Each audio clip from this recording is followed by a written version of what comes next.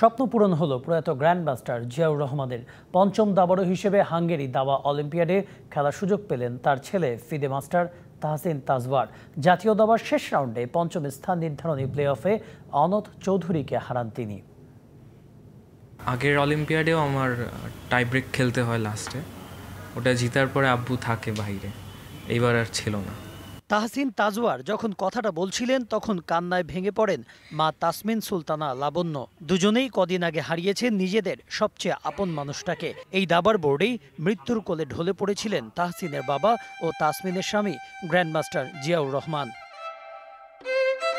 জাতীয় দাবা চ্যাম্পিয়নশিপে পঞ্চম স্থানের প্লে অফ খেলে জয় পেয়েছেন তাহসিন। একই সাথে নিশ্চিত করেছেন হাঙ্গেরি দাবা অলিম্পিয়াডে খেলা। বাবা নেই, কিন্তু তার দেখানো গ্র্যান্ডমাস্টার হওয়ার স্বপ্ন পূরণের পথেই এগুতে চান তাহসিন তাজওয়ার। ফোকাস করতে হালকা অসুবিধা হচ্ছিল, কিন্তু আমি তারপর নিজেকে বলি যে আমাকে এটাই করতে হবে, এটাই আব্বুর স্বপ্ন ছিল।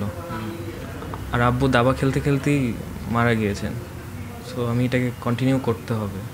এর আগে 2022-এ বাবার সাথেই দাবা অলিম্পিয়াডে খেলেছিলেন তাহসিন। বাবাহীন পৃথিবীটা একরাশ শূন্যতায় ঘেরা। প্রিয় মানুষটিকে হারিয়ে এখনো বাকরুদ্ধ জিয়াউরের স্ত্রী। তাই একমাত্র সন্তান তাহসিনকে একটুর জন্য চোখের আড়াল করতে চান না, সঙ্গী হতে চান দাবা অলিম্পিয়াডেও। এই ভালোটা আসলে আমার পরিপূর্ণ হলো না, কারণ আমার জিয়াই নাই যেহেতু। আমার বাবা তো আসলে ওকে কখনো একা ছাড়েনি, আমিও ছাড়িনি, তো এই জন্য আমি তো ওর সাথে অবশ্যই থাকবো।